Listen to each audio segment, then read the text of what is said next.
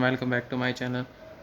आज मैं आपको सी सेट की एक ऐसी ट्रिक बताने वाला हूँ जो सी सेट आपके दिमाग के साथ बहुत ज़्यादा खेलता है। उसी ट्रिक के साथ जितने भी हम जानते हैं सी सेट के 80% क्वेश्चन जो हैं वो विदाउट रीडिंग पैसेज के सॉल्व होते हैं। लेकिन यूपीएससी क्या करेगा, यूपीएससी हमें लिख के भेज देगा based on the following assumption has been made, कि आपको जो आंसर देना है वो इसी पैसेज के आधार पर देना है। वो केवल आपके माइंड के साथ खेलने की कोशिश करता है। जितना भी मैंने अब तक स्टडी किया है, क्योंकि मैंने खुद रीडिंग पैसेज को रीड करके आंसर देने की बहुत ज़्यादा कोशिश की, लेकिन मैं वो आंसर नहीं निकाल पाया। क्यों? क्योंकि जब आप यूपीएससी का पेपर दे रहे होते हो, बैठे होते हो, आपके बीच में यू और यूपीएससी के बीच में एक ब्रिज होता है, जिसमें हम क्या देखते हैं कि यूपीएससी आपको उस तरीके से खिलाता है जैसे वो चाहता है। यूपीएससी आपको रीडिंग पैसेज इसलिए देता है ताकि आप सी सेट को क्लियर ना कर पाओ। जी बिल्कुल सही। आप मेरी इस बात को ज़रूर समझें कि यूपीएससी में जो कंपैरिजन होते हैं वो आपको सी सेट में फ़ेल कराने के लिए होते हैं, पास कराने के लिए नहीं होते। क्योंकि आपको यूपीएससी जानता है कि आपका इसमें से आंसर निकलने वाला बिल्कुल नहीं है। जो भी जीएस में अच्छी कमांड रखता है वो ही सी सेट के जो कंपैरिजन उन्हें सॉल्व कर सकता है। मैं अब भी आपको ये बात गारंटी से बोलता हूँ, मुश्किल से 20% जो पैसेज हैं वो रीडिंग करके सॉल्व हो सकता है। 80% पैसेज जो जीएस की हेल्प से सॉल्व होंगे। जैसे कि अब मैं ये आपको सॉल्व करके दिखाता हूँ। India need a new generation of urban profession with knowledge relevant and modern urban practice. ठीक है, इसमें आप अपनी इसने क्या बोला, अर्बन प्रैक्टिस की हमें इंडिया में बहुत ज़्यादा नॉलेज की, नई नॉलेज की ज़रूरत है। ठीक, ये स्टेटमेंट इसने जीएस बेस पे बनाई हुई है। देख रहे हो, मैंने अभी तक कोई पैसेज नहीं पढ़ा, कुछ नहीं पढ़ा। अभी इस स्टेटमेंट को हम प्लस पे रखेंगे क्योंकि इस स्टेटमेंट में कुछ ऐसा अभी हमें नहीं दिखा है कि हम इसको रॉन्ग करें। अब इसमें सेकंड स्टेटमेंट क्या देखने वाली बात है, Indian university at present have no capabilities और potential to impart training system and approach.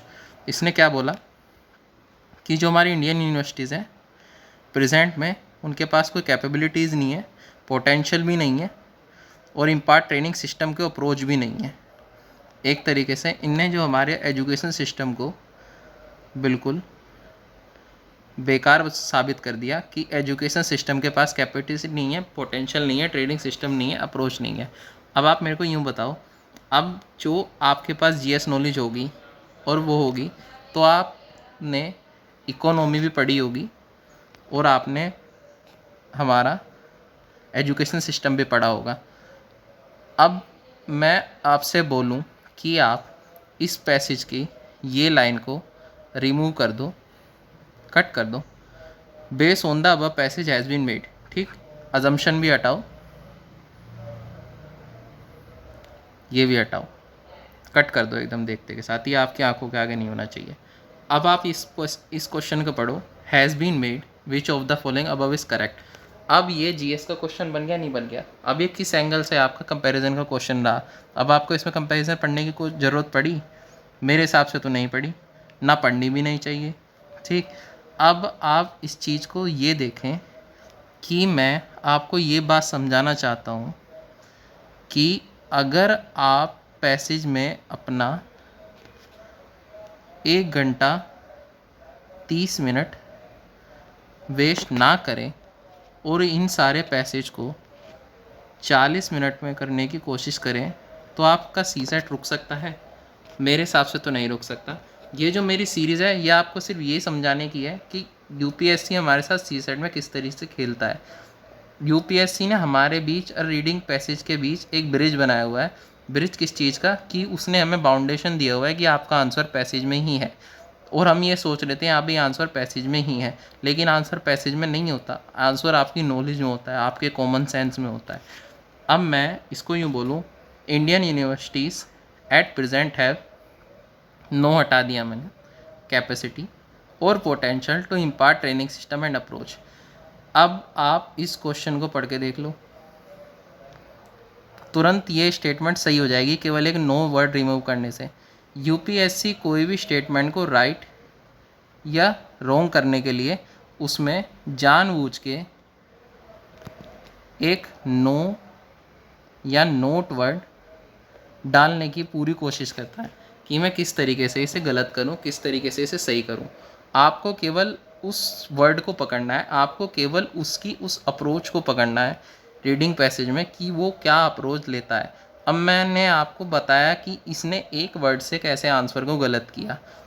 अब मैं इस पूरी सीरीज़ में आपको कंटिन्यू करूँगा एक एक क्वेश्चन के साथ, फुल एक्सप्लेनेशन के साथ। पार्ट 2, पार्ट 1 आप इसका देख सकते हैं, ये पार्ट 3 है। इसमें मैंने आपको खुले तरीके से समझाने की कोशिश की है।